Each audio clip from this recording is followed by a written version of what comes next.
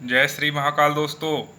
Hindi by Pachauri sir channel पर आप सभी मित्रों का स्वागत है।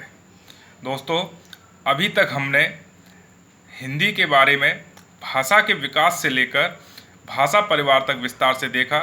साथ ही अपने लास्ट वीडियो में हिंदी की रथ यात्रा और हिंदी के विकास क्रम पर चर्चा की। दोस्तों, अभी तक आपने यदि उन वीडियो को नहीं देखा है तो आप सर्वप्रथम मेरे पिछले 3 वीडियो को देख लें, जिससे कि आपको मेरे आज के वीडियो को समझने में मदद मिलेगी। दोस्तों, अभी तक हमने भाषा परिवार के अंतर्गत हिंदी का आगमन किस प्रकार हुआ और भारतीय आर्य भाषा को कितने भागों में बांटा गया है, इसको विस्तार से देखा।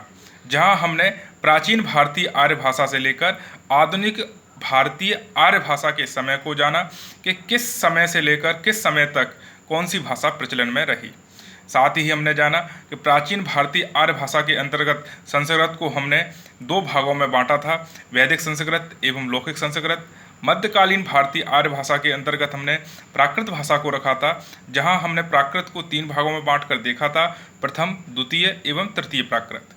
प्रथम प्राकृत के अंतर्गत जहाँ पाली, दूसरी प्राकृत के अंतर्गत हमने जहाँ प्राकृत भाषा एवं तीसरी प्राकृत भाषा के अंतर्गत अपभ्रंश को रखा था। एवं आधुनिक भारतीय आर्य भाषा यानी कि 1000 ईस्वी से हम हिंदी का आगमन मानते हैं। दोस्तों, इसके आगे हम आज विस्तार से चर्चा करेंगे। चर्चा को आगे बढ़ाने से आज सर्वप्रथम जो विद्यार्थी इस वीडियो से जुड़ रहे हैं या मेरे चैनल से पहली बार जुड़ रहे हैं, तो वह इस वीडियो के नीचे लिंक के माध्यम से मेरे भाषा के विकास, हिंदी भाषा का विकास क्रम समझने के लिए पिछले 3 वीडियो के इन लिंक के माध्यम से उसका अध्ययन कर लें, जिससे कि आपको आज का वीडियो समझने में बहुत आसानी हो जाएगी। दोस्तों, आज की वीडियो को हम शुरू करने से पहले सर्वप्रथम मेरे पिछले 3 वीडियो से संबंधित एक प्रश्न आपसे पूछूंगा, जहां आपको इसका उत्तर कमेंट बॉक्स में अपने कमेंटों के माध्यम से देना है। मैं जब भी आपसे समझ पाऊंगा कि आपके ज़्यादा से ज़्यादा कमेंट्स मुझे मिलेंगे, तो इन कमेंट से मैं समझ पाऊंगा कि आप मेरे साथ कितना जुड़ रहे हैं, आप कितना अच्छे से मेरे वीडियो को समझ रहे हैं, कितने अच्छे से आप हिंदी को समझ रहे हैं और आने वाली परीक्षा में आप सफलता प्राप्त करने के कितने नज़दीक हैं। मैं इस वीडियो के माध्यम से, इस कमेंट बॉक्स के माध्यम से मैं समझ पाऊंगा कि आप विद्यार्थी मेरे साथ जुड़ रहे हैं। मित्रों, आपको मैं बता दूं कि जब तक आप ज्ञान के लालसा को नहीं रखेंगे, जब तक आप सफल नहीं हो पाएंगे। मैं बता दूं कि जब कोई प्यासा व्यक्ति होता है और उसको यदि पानी मिल जाए तो वह बिना कुछ सोचे समझे उस पानी को ग्रहण कर लेता है। आपको भी इस प्रकार की जब ज्ञान की प्यास लगी होती है तभी आप उसे ग्रहण कर पाते हैं। यदि आप पहले से अपने दिमाग को पहले से विभिन्न प्रकार के हिंदी बुक्स से या विभिन्न प्रकार के हिंदी टीचरों के माध्यम से आप पढ़ चुके हैं, तो आप यहाँ कुछ भी नहीं सीख पाएंगे। अतः आप पहले अपने दिमाग को खाली करें या आप विभिन्न प्रकार के जो भ्रांतियों को अपने दिमाग में रखे हुए हैं उन्हें दूर करें। इसके बाद ही इस चैनल के माध्यम से आप हिंदी को सविस्तार मेरे साथ सीख सकते हैं। आज मेरा प्रश्न है कि मौखिक भाषा में किसका प्रयोग किया जाता है। यह व्यापम द्वारा पूछा जा चुका है और आपको इसका आंसर कमेंट्स करके जरूर देना है। इसका 4 ऑप्शन के माध्यम से आप आंसर दें कि पहला ऑप्शन है चिन्हों के माध्यम से, दूसरा है संकेतों के माध्यम से, तीसरा है ध्वनि के माध्यम से या चौथा ऑप्शन है वर्ण। तो किसके माध्यम से मौखिक भाषा का प्रयोग किया जाता है, इस प्रश्न के साथ मैं आपको यहाँ छोड़ रहा हूँ और आगे चर्चा करने जा रहे हैं हम हिंदी के विकास क्रम को। हिंदी के विकास क्रम को हमने देखा कि किस प्रकार संस्कृत से पाली, पाली से प्राकृत, प्राकृत से अपभ्रंश, अपभ्रंश से अवहट्ट और अवहट्ट से हिंदी का आगमन हुआ। यहाँ हमने पिछले वीडियो में प्राचीन भारतीय आर्य भाषा, मध्यकालीन भारतीय आर्य भाषा एवं आधुनिक भारतीय आर्य भाषा, इन सभी आर्य भाषाओं से हिंदी का आगमन देखा था। आज हम विस्तार से इन सभी के बारे में चर्चा करेंगे कि प्राचीन भारतीय आर्य भाषा का समय, इसके अंतर्गत हमने देखा था कि इसका समय था 1500 ईस्वी पूर्व से 500 ईस्वी पूर्व तक। इसे हमने 2 भागों में बांटा था, वैदिक संस्कृत और लौकिक संस्कृत। मित्रों, आपको बता दूं कि वैदिक संस्कृत जो कि मूल संस्कृत थी और लौकिक संस्कृत जिसे हम आज वर्तमान संस्कृत के रूप में जानते हैं, इन दो भागों में बांटकर हम प्राचीन भारतीय आर्य भाषा को देखते हैं। वैदिक संस्कृत से आशय है कि इसका जो विकास था वह सर्वप्रथम आर्यों के आगमन से हुआ था। आर्यों का आगमन कहाँ से हुआ था? मैंने आपको बताया था कि आर्य भारत में मध्य एशिया से आकर सर्वप्रथम पंजाब प्रांत या कहें सप्त सिंधु क्षेत्र में आकर बसे थे, और भारत में जो भाषा का विकास आर्यों के आगमन से ही माना जाता है, और आर्यों के साथ जो भाषा का विकास हुआ उसे हम संस्कृत कहते हैं। इस संस्कृत को ही हमने समय के साथ दो भागों में बांट कर देखा था। चूंकि वैदिक संस्कृत को हम मूल संस्कृत कहते हैं, और मूल संस्कृत जो कि काफ़ी कठिन थी और यह वेदों की भाषा थी। वेद, उपनिषद, ब्राह्मण ग्रंथ यह सभी वैदिक संस्कृत में ही लिखे गए। वैदिक संस्कृत को मूल संस्कृत के नाम से भी जानते हैं। और आपको बता दूं कि जब भी पूछा जाए कि प्राचीन भारतीय आर्य भाषा कौन सी है, तो आपको आंसर टिक करना है संस्कृत। दोस्तों, यहाँ वेदों की रचना जो प्राचीन समय में हुई थी, मैंने आपको बताया था कि पहले श्रवण माध्यम से अध्ययन और अध्यापन का कार्य होता था। इसलिए वेदों का जो अध्यापन है वह श्रवण यानी कि श्रवण कौशल, जो मैंने आपको बताया था, भाषा के विकास क्रम का महत्वपूर्ण बिंदु है। और इसी श्रवण के माध्यम से विद्यार्थी पहले अध्ययन करता था। अतः वेदों को हम श्रुति के नाम से भी जानते हैं। वेद का अर्थ ही होता है ज्ञान, और यह संस्कृत के विद शब्द से इसका निर्माण हुआ है। मैं इस प्रकार आप ध्यान रखें कि कभी भी प्रश्न बनता है कि वेद का अन्य नाम क्या है, तो श्रुति। वेदों को हम श्रुति के नाम से भी जानते हैं। सबसे प्राचीन वेद आपको पता है कि ऋग्वेद है, जहां हम देखते हैं कि ऋग्वेद में 1028 ऋचाएँ, ऋचाएँ मतलब मंत्र से होता है, 1028 मंत्र हैं एवं 10 मंडल, मंडल से आशय यहाँ अध्याय से है। तो 10 मंडल और 1028 ऋचाएँ हैं। आप जो गायत्री मंत्र सुनते हैं वह ऋग्वेद से ही लिया गया है, और आप इस प्रकार वैदिक संस्कृत को समझ पाएंगे कि वैदिक संस्कृत का रूप कैसा था। गायत्री मंत्र जो कि हर घर में बोला जाता है, और यहाँ से आप वैदिक संस्कृत के स्वरूप को समझ सकते हैं। इसके बाद मैं चर्चा करूँ लौकिक संस्कृत। लौकिक संस्कृत का समय था 1000 ईस्वी पूर्व से 500 ईस्वी पूर्व तक। वैदिक संस्कृत जो कि कठिन माने जाने लगी थी, इसके बाद संस्कृत में जो रचना हुई उसकी ध्वनियों एवं प्रयोगों में अंतर आने लगा, और वह वैदिक संस्कृत का सरलतम रूप होकर लौकिक संस्कृत कहलाई। लौकिक संस्कृत जो कि 1000 ईस्वी पूर्व से 500 ईस्वी पूर्व तक प्रचलित रही। यहाँ सर्वप्रथम लौकिक संस्कृत में रामायण ग्रंथ को लिखा गया, जिसे किसने लिखा था? महर्षि वाल्मीकि द्वारा इसकी रचना की गई थी।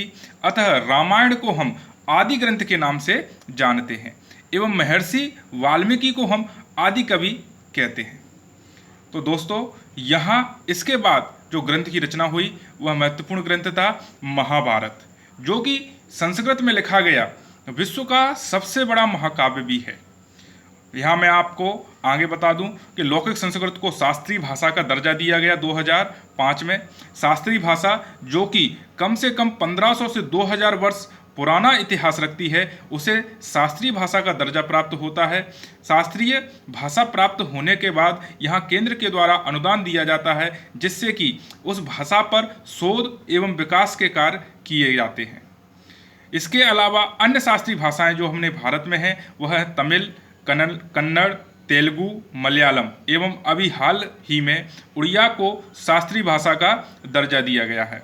आपको बता दूं, पाणिनि के द्वारा जो व्याकरण लिखा गया है जिसका नाम है अष्टाध्यायी, यह कई बार एग्जाम में पूछा भी जाता है कि अष्टाध्यायी की रचना किसने की थी, तो महर्षि पाणिनि ने, और इसका समय लगभग 700 ईस्वी पूर्व के आसपास माना जाता है। लौकिक संस्कृत में ही इन्होंने व्याकरण के माध्यम से संस्कृत को बांधने का प्रयास किया, जिससे कि यह एक रूप बना रहे। इस कारण ही लौकिक संस्कृत का प्रयोग लगभग 500 वर्षों तक चलता रहा, और यह साहित्य की भाषा भी बनी। लेकिन भाषा परिवर्तनशील होती है, इसमें परिवर्तन होना ही इसका मुख्य गुण होता है। यह अपने आसपास के परिवेश से प्रभावित होती है। दोस्तों, यहाँ मैं आपको बता दूं कि लौकिक संस्कृत में जो परिवर्तन हुआ वह परिवर्तन होके पाली में नहीं आया। यहाँ जब आसपास की जनमानस की भाषा जो कि अपने प्रवेश के माध्यम से स्वतः ही परिवर्तित हुई।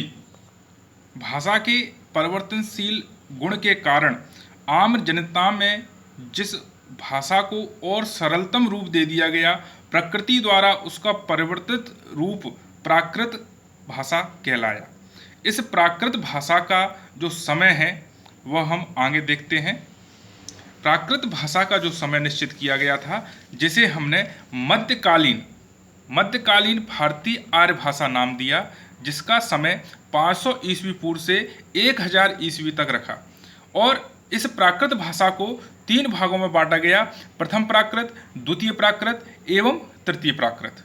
प्रथम प्राकृत, जिसे हम पाली भाषा के नाम से जानते हैं, इसका समय 500 ईस्वी पूर्व से 1 ईस्वी तक रखा गया है। इस भाषा में गौतम बुद्ध द्वारा अपने उपदेश दिए गए हैं। अशोक शिलालेखों में इस भाषा का प्रचलन मिलता है। इसे हम मागधी भाषा के नाम से भी जानते हैं। इन सभी बिंदुओं को आप ध्यान रखें।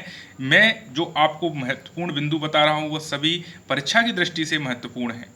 इसके अलावा दोस्तों, यदि हम विस्तार से इन पर चर्चा करें तो पाली के बारे में विस्तार से आपको विकिपीडिया के माध्यम से, अन्य पुस्तकों के माध्यम से भी देख सकते हैं। लेकिन मैंने आपको पिछले वीडियो में बताया था कि हमें उन बिंदुओं को ही महत्वपूर्ण तरीके से पढ़ना है जो कि आपके परीक्षा दृष्टिकोण से बहुत महत्वपूर्ण स्थान रखते हैं। तो आपको ध्यान रखना है कि पाली का जो समय था 500 ईस्वी पूर्व से 1 ईस्वी तक था।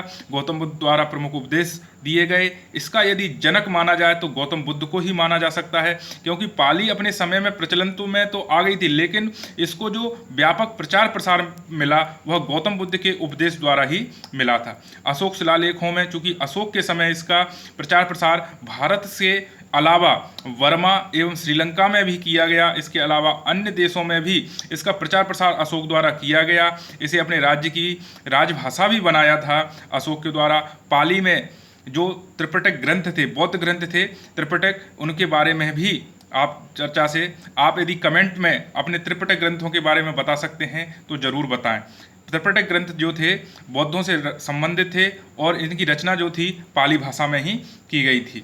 पाली का प्रचार प्रसार देखें, भारत के अलावा बर्मा, श्रीलंका, तिब्बत, चीन तक विस्तार हुआ, क्योंकि जब कोई राजा किसी भाषा को आश्रय दे देता है तो उसका विस्तार भी उसके माध्यम से किया जाता है, और अशोक द्वारा इसे बखूबी किया गया। इसके बाद मैं बात करूं, इसमें जो परिवर्तन हो गया और जो दूसरी भाषा आई जिसे हम द्वितीय प्राकृत के नाम से जानते हैं, वह भाषा थी प्राकृत भाषा। इसका समय था 1 ईस्वी से लेकर 500 ईस्वी तक। प्राकृत भाषा में जैन धर्म का प्रचार प्रसार हुआ। महावीर द्वारा जैन धर्म के जो सभी उपदेश दिए गए थे वह प्राकृत भाषा में दिए गए थे। यह आम जन में अत्यधिक लोकप्रिय होने के कारण इस भाषा को आम जन की भाषा भी कहा गया। इसके बाद आप देखें, इसका जो परवर्ती रूप था उसको तृतीय प्राकृत कहा गया और उसका नाम रखा गया अपभ्रंश भाषा। अपभ्रंश से आशय होता है बिगड़ा हुआ या गिरा हुआ रूप। प्राकृत की तुलना में आप देखें कि विद्वानों द्वारा जो राय दी गई कि प्राकृत से भाषा का बिगड़ना प्रारंभ हुआ और इस बिगड़े हुए रूप को जो नाम दिया विद्वानों द्वारा वो था अपभ्रंश। अपभ्रंश का परवर्ती या कहें उत्तरवर्ती रूप ही अवहट्ट कहलाया।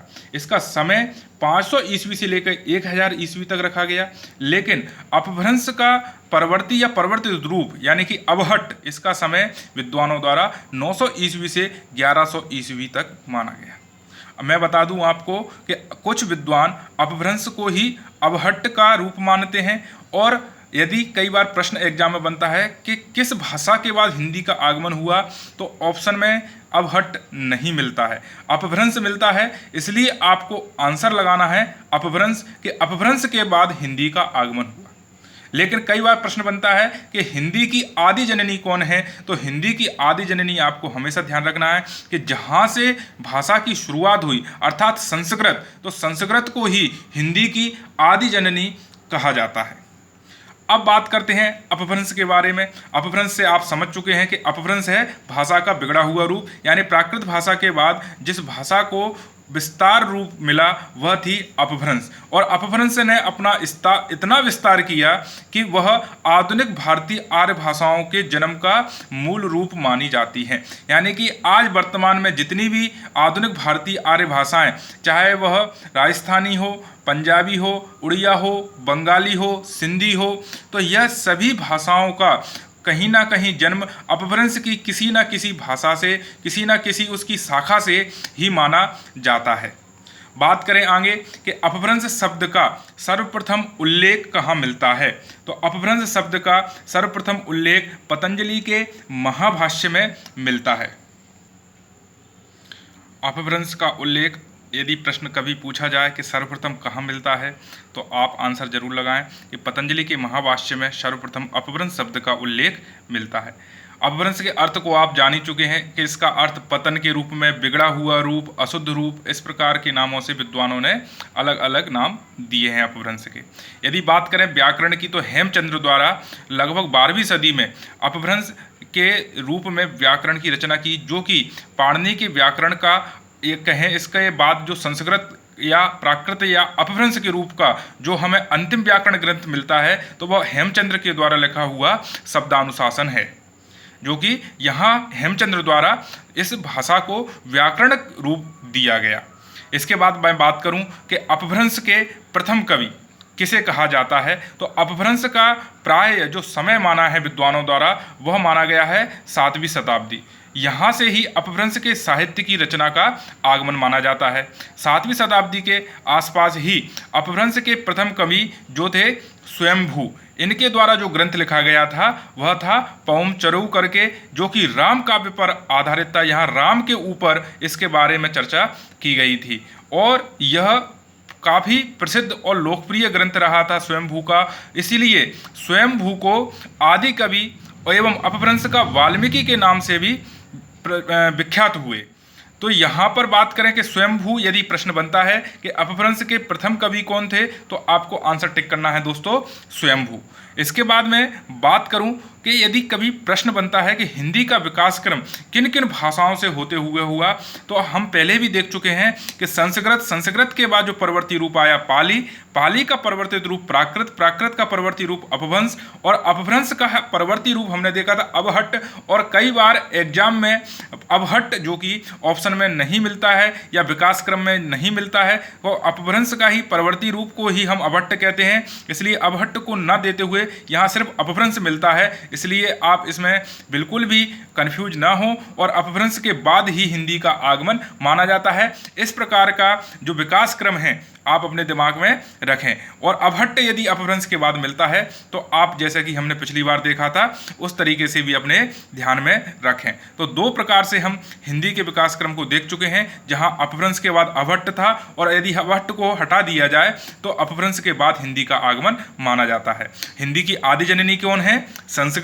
और यदि विकास क्रम की बात करें तो अपभ्रंश के बाद हिंदी का आगमन माना जाता है।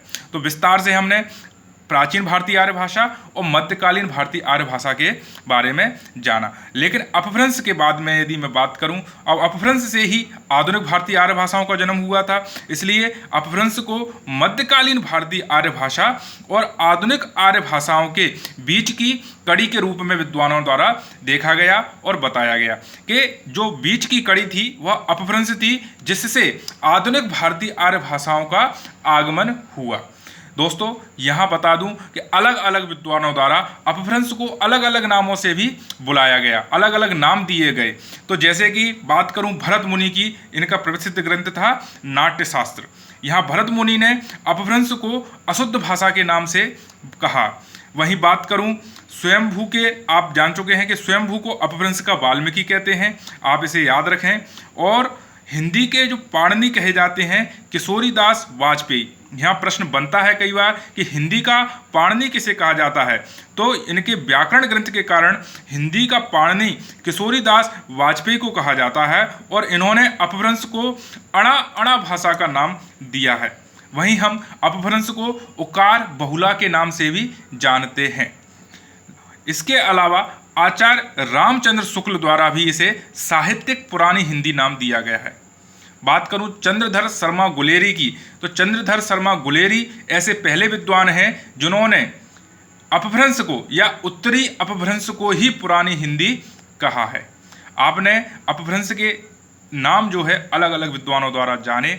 आपको बता दूं अगले वीडियो में मैं जो बनाऊंगा वहाँ अपभ्रंश के हम भेद देखेंगे कि भोलानाथ तिवारी द्वारा अपभ्रंश को कितने भागों में बांटा है और आधुनिक भारतीय आर्य भाषाओं का जन्म किस प्रकार हुआ, किस अपभ्रंश से किस आधुनिक भारतीय आर्य भाषा का जन्म हुआ, इसको हम विस्तार से देखेंगे। दोस्तों यह वीडियो मैं आपके लिए जो बना रहा हूँ वह हिंदी के लेकर संपूर्ण महत्वपूर्ण बिंदुओं को कवर किए हुए है। आप देखेंगे कि आप जितने भी ऑब्जेक्टिव प्रश्न भाषा के विकास के लगाएंगे, आपको इन वीडियो को देखने के बाद सारे प्रश्न बनेंगे।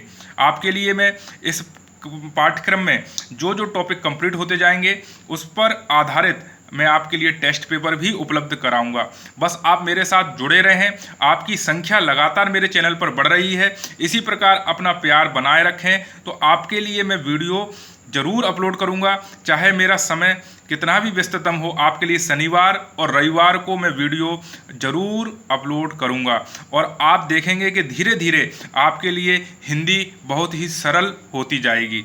बस आप मेरे जो वीडियो हैं उनको डाउनलोड ना करके आप उन्हें ऑनलाइन उसी समय संपूर्ण देख लें। आप इन्हें कल के लिए ना छोड़ें, नहीं तो आपके पास इन वीडियो को जब बहुत सारे हो जाएंगे तो आपको कहीं ना कहीं पढ़ने में दिक्कत होती है। जब आप रेगुलर स्टडी करते हैं तो आपके लिए कहीं ना कहीं यह सब्जेक्ट भी, यह विषय भी सरल हो जाएगा और आप इसे अच्छे से सीख भी पाएंगे। अतः आप जब भी इन वीडियो को देखें आप लगातार देखें और उसे उसी समय कंप्लीट कर लें। आपको जो जो चीज़ समझ में आ रही है उसको आप अपने नोट पुस्तिका में नोट करके रख लें। दोस्तों यह वीडियो मैं आपके लिए बहुत ही कीमती समय निकाल कर बनाता हूं। आप इसे भरपूर प्यार दें, ज़्यादा से ज़्यादा कमेंट्स करके अपने मैंने जो प्रश्न शुरुआत में पूछा था उसका आंसर दें। और कई मेरे सारे विद्यार्थी किस ज़िले में निवास करते हैं, कहाँ से आप मेरे साथ जुड़ रहे हैं, वह कमेंट्स में अपना ज़रूर डिटेल दें कि आप किस ज़िले से मेरे साथ जुड़े हुए हैं। और आपके लिए आगे जब आप ज़्यादा से ज़्यादा संख्या में जुड़ेंगे तो आपके लिए मैं ऑनलाइन वीडियो जो कि बोर्ड के माध्यम से आगे हिंदी के सभी लेक्चर लूँगा। चूँकि अभी यहाँ पर कैमरा और बोर्ड की व्यवस्था नहीं है, इस कारण आपके लिए मैं अभी वीडियो जो है बोर्ड के माध्यम से नहीं बना पा रहा हूँ। आप अभी इन वीडियो से सीखें और अपने हिंदी के ज्ञान में विस्तार करें। तब तक के लिए जय हिंद, जय भारत, वंदे मातरम। मिलते हैं जल्द ही अपभ्रंश के भेद के साथ। धन्यवाद दोस्तों।